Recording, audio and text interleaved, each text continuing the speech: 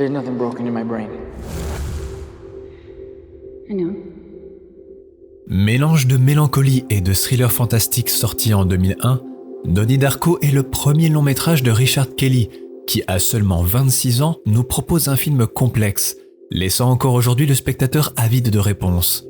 Situé dans la petite ville de Middlesex dans l'Iowa, Donnie Darko nous embarque dans un voyage chaotique au cœur de sa psyché, celle d'un adolescent de 16 ans pas comme les autres, introverti et émotionnellement perturbé. Jusqu'au jour où un lapin humanoïde lui sauve la vie et l'informe de la fin du monde. Dès lors, Donnie va provoquer une série d'événements qui sèmera le trouble au sein de la communauté. Donnie Darko est l'un des films les plus compliqués à comprendre. Entre les spirales liquides, les vortex et les paradoxes temporels, je me suis toujours demandé ce que cachait ce film et ce que nous devions en retenir. Et c'est dans la version Director's Cut que nous pouvons trouver des indices pour satisfaire notre curiosité. Après plusieurs visionnages, je pense pouvoir enfin vous partager ma vision de ce chef-d'œuvre et les questions qui, jusqu'alors, étaient restées sans réponse.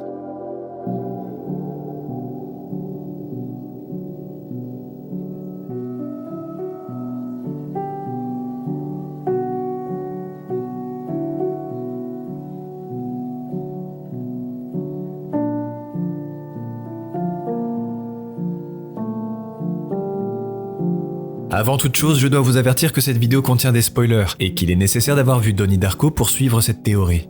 L'histoire se déroule en 1988 dans une ville fictive au cours d'une campagne présidentielle. Donnie Darko est un adolescent intelligent mais émotionnellement perturbé. Souffrant de somnambulisme et d'hallucinations, il est suivi par une psychiatre pour guérir ses troubles. La nuit du 2 octobre, tiré de son lit par une crise de somnambulisme, Donnie rencontre Frank, un ami imaginaire sous forme de lapin humanoïde. Cette rencontre lui permet d'éviter de justesse de se faire écraser par un réacteur d'avion qui tombe juste après sur son lit. Le lapin lui révèle une terrible prophétie. 28 days, 6 hours, 42 minutes, 12 seconds.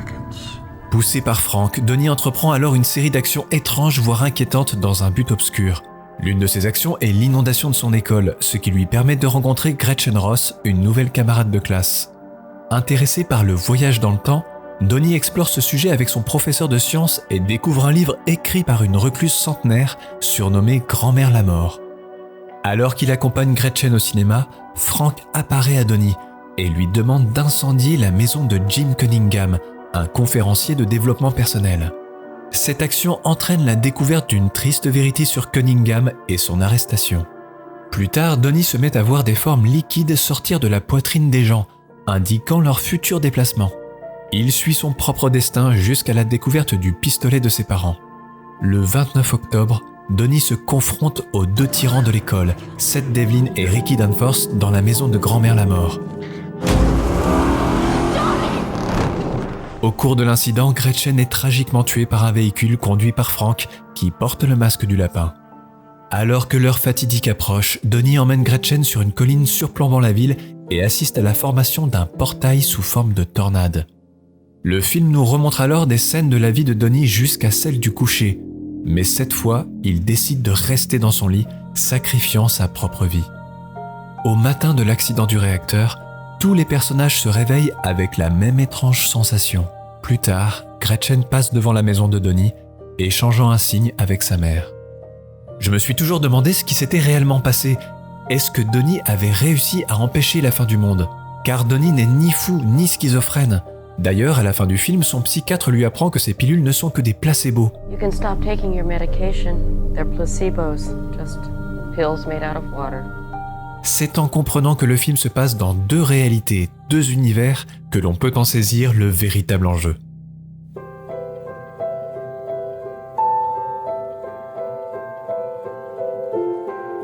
Comme je l'avais évoqué dans une petite théorie, Donnie Darko est une version moderne d'Alice au Pays des Merveilles.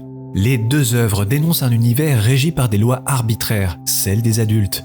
Elles sont des métaphores aussi cruelles que poétiques du passage de l'enfance à l'âge adulte, acceptant inconsciemment la notion de normalité qui leur fait perdre toute l'incandescence de leur innocence. Les enfants vont jusqu'à perdre leur identité sans même s'en apercevoir.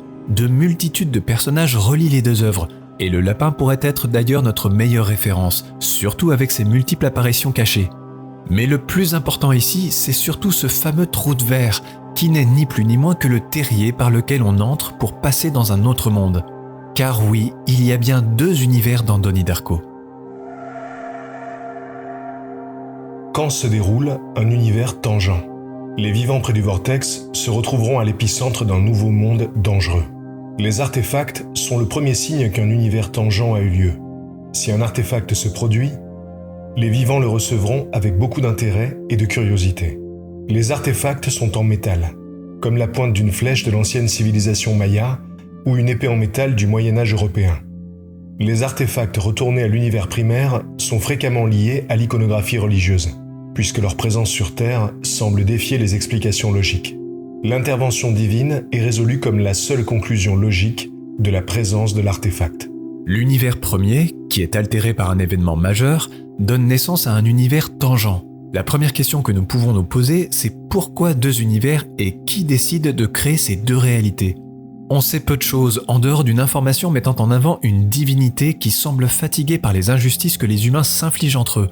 Cette divinité espère qu'un élu montrera la voie et sauvera ses congénères. Les univers étant intriqués, les scènes du film se passent dans les 2 univers avec 28 jours de décalage. C'est bien dans le premier univers, au début du film, que l'avion explose et dont le réacteur tombe vers l'univers tangent, le 2 octobre 1988. Alors qu'à la fin du film, quand le réacteur de l'univers tangent chute dans la journée du 30 octobre 1988, c'est pour se retrouver la nuit du 2 octobre de la même année dans l'univers premier. L'univers primaire est semé d'embûches. Guerres, nuisibles, les pénuries et les catastrophes naturelles sont fréquentes. La mort vient à nous tous. La 4e dimension du temps est une construction stable, qui n'est pas impénétrable. Les incidents où le tissu de la 4e dimension est corrompu sont incroyablement rares. Si un univers tangent a lieu, il sera très instable et ne tiendra pas plus de quelques semaines. Il finira par s'effondrer, formant un trou noir avec l'univers primaire capable de détruire toute existence. On comprend alors que ce second univers créé existe pour que Donnie puisse modifier des éléments qui auront un impact sur l'univers premier. Il a 28 jours pour empêcher les 2 univers de s'effondrer sur eux-mêmes.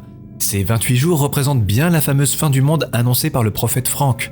Et pour les plus attentifs d'entre vous, vous pourriez me dire que Frank ne nous confirme pas l'année 1988. Pour cela, il nous faut faire un simple calcul. 28 plus 6 plus 42 plus 12 égale 88.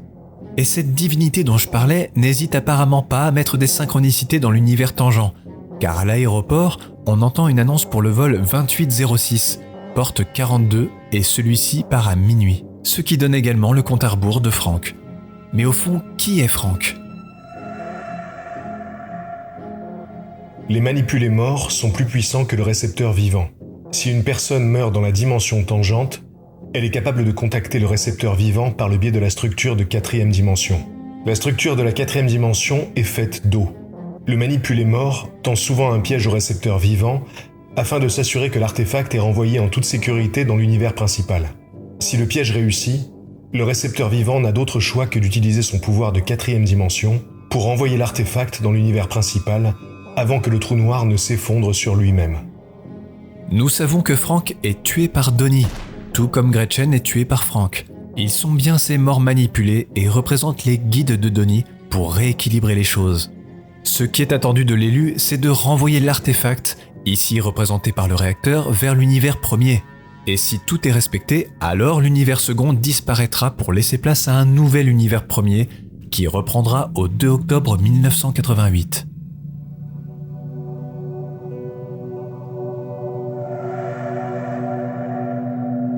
Le récepteur vivant est choisi pour guider l'artefact en position pour son voyage de retour vers l'univers primaire.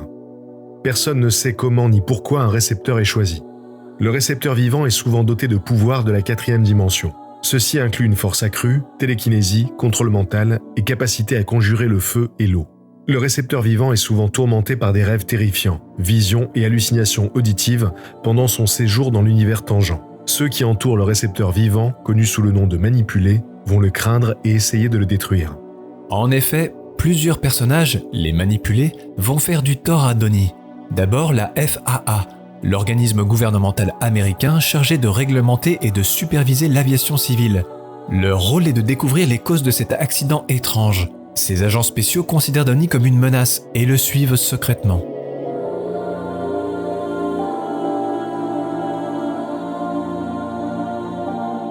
Autre menace, sa professeure Kitty Farmer. Dogmatique et imposant ses opinions sur les autres sans considérer leur point de vue, elle représente le conformisme et l'autorité aveugle, ce qui entre maintenant en conflit avec l'attitude non conventionnelle et rebelle de Donnie. Même chose pour Jim Cunningham et sa vision limitée du monde. Enfin, Seth Devlin et Ricky Danforth qui harcèlent régulièrement Donnie et qui tentent de le tuer. Les missions de Donnie lui sont dictées par des hallucinations et des visions terrifiantes. Sa première mission est d'inonder l'école, et pour ce faire, 2 pouvoirs lui sont transmis. Une force décuplée, capable de transpercer le bronze massif d'une statue avec une hache, mais aussi les canalisations, et le second pouvoir lui permet de conjurer l'eau qui se déverse abondamment. Sa seconde mission est de comprendre le libre arbitre de chacun, que ce soit sa famille ou les proches du receveur vivant. Les manipulés vivants sont normalement les amis proches et les voisins du bénéficiaire vivant. Ils sont sujets à l'irrationnel, à l'étrange et comportements souvent violents. C'est le résultat malheureux de votre tâche qui est d'aider le récepteur vivant dans le retour de l'artefact dans l'univers primaire. Les vivants manipulés feront tout pour se sauver de l'oubli. Comme vous l'avez compris, les manipulés vivants sont les cobayes qui serviront au 3e pouvoir de Donnie, le contrôle mental. Ce pouvoir permet de voir une représentation visuelle des chemins que les individus sont destinés à prendre dans un futur proche. De ce fait, il peut prédire les mouvements et les actions des gens autour de lui, y compris les siens, ceux qui le rapprochent de sa sœur qu'il comprend mieux et avec qui la communication s'ouvre. Il libère alors les derniers esprits comme Cherita Chen, une élève silencieuse et marginale souvent victime de harcèlement de la part de ses camarades de classe. De ce fait, il ne se laisse plus abuser par les paroles de son entourage hostile. Sa 3e mission peut alors lui être dévoilée, brûler la maison de Jim, cet orateur si populaire, et ainsi réduire sa réputation en poussière. Un autre pouvoir lui est alors donné, le contrôle du feu. Son action mènera à l'arrestation de l'orateur qui cachait un lourd secret dans sa cave.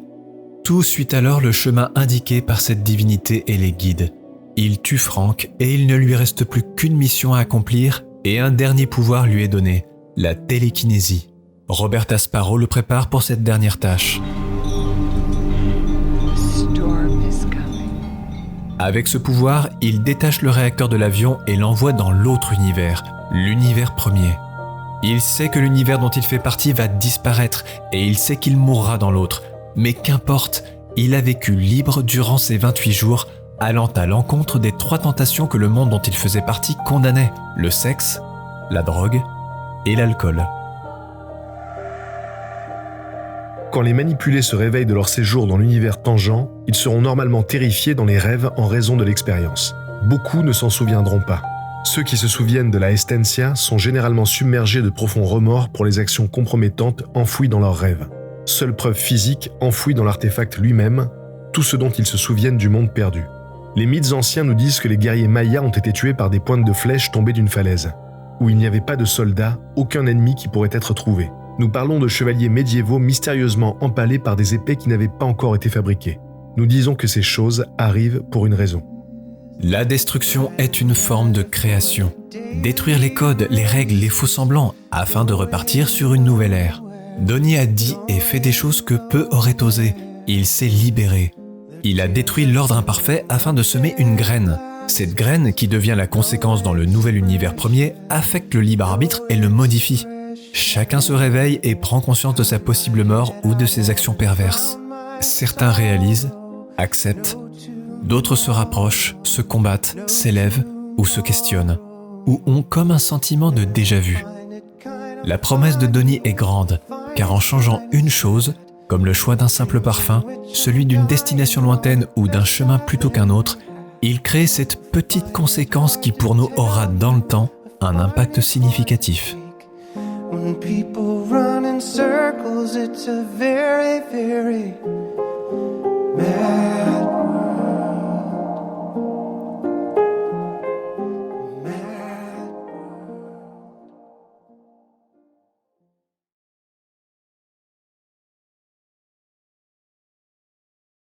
Merci d'avoir regardé cette vidéo. Comme d'habitude, n'hésitez pas à la commenter, la partager et à parler de la chaîne autour de vous.